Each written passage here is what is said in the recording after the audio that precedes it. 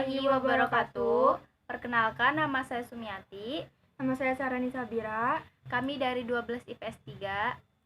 Di sini kami akan menjelaskan hasil analisis tentang ketimpangan sosial akibat perubahan sosial dan pengaruh globalisasi dalam bentuk kenakalan remaja yang ada di lingkungan sekitar kami.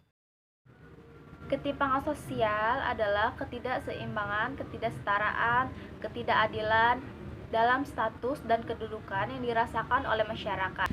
Ketimpangan sosial dapat juga dilihat dari adanya perbedaan akses untuk mendapatkan atau memanfaatkan sumber daya yang tersedia. Kebutuhan tersebut dapat berupa kebutuhan primer maupun sekunder. Contoh kebutuhan primer antara lain adalah kebutuhan sandang, pangan, dan papan. Sedangkan contoh kebutuhan sekunder adalah sarana saluran politik, sarana saluran HAM, dan sebagainya. Ketimpangan sosial tidak terlepas dari proses perubahan sosial dan globalisasi yang telah berpengaruh pada semua aspek kehidupan sosial masyarakat. Selain berpengaruh pada perubahan budaya, perubahan sosial dan globalisasi juga telah berpengaruh pada perilaku serta interaksi masyarakat. Perilaku yang dihasilkan dari perubahan sosial yang tidak difilter dengan baik akan menghasilkan pola perilaku yang menyimpang, yang cenderung ke arah yang negatif. Salah satunya adalah kenakalan di kalangan remaja. Kenakalan remaja delinkuensi adalah suatu bentuk aktivitas remaja yang belum dewasa akan hukum, yang bertentangan dengan norma-norma sosial, terutama norma hukum. Kenakalan remaja merupakan suatu bentuk ketimpangan penanganan terhadap pendidikan anak akibat ketidakmampuan orang tua, lingkungan sekolah, dan lingkungan masyarakat. Berikut contoh gambar kenakalan di kalangan remaja.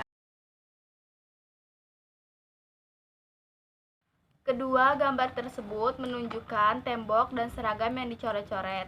Mencoret-coret tembok dan seragam ketika kelulusan sekolah merupakan ketimpangan sosial di kalangan remaja karena tidak mencerminkan budaya Indonesia yang dikenal dengan budaya rapi. Terdapat dua faktor yang menyebabkan terjadinya kenakalan remaja, yaitu faktor internal dan faktor eksternal. Faktor internal yaitu faktor yang berasal dari diri individu itu sendiri seperti krisis identitas. Individu gagal dalam mencapai identitas sehingga mengalami kebingungan akan konsep diri. Sedangkan faktor eksternal berasal dari luar individu itu sendiri, seperti lingkungan keluarga, lingkungan sekolah, lingkungan pergaulan, dan media massa yang dikenali sehari-hari. Kenakalan remaja akan tampak menjadi semakin besar dan luas ketika lingkungan keluarga tidak mendukung karena orang tua tidak mampu memberikan waktu dan perhatian terhadap anak-anaknya.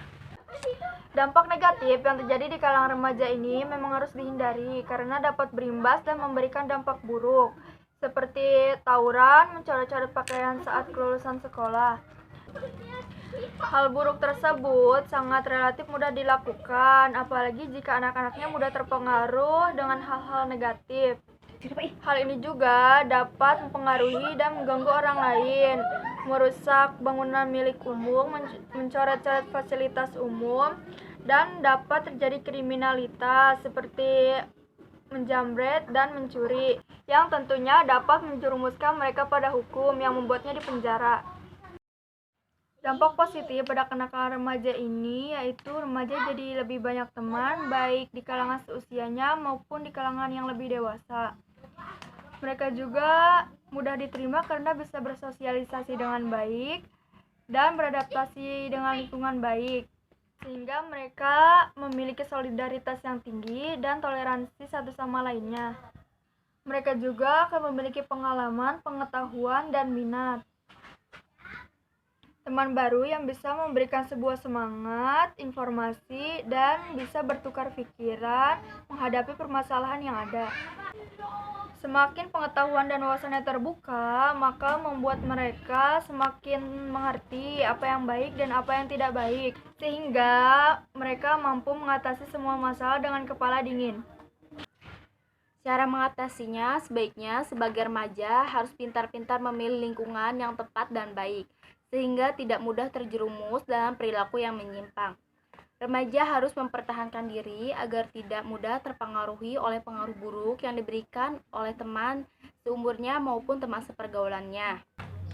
Orang tua dalam memberikan perhatian dan kasih sayangnya.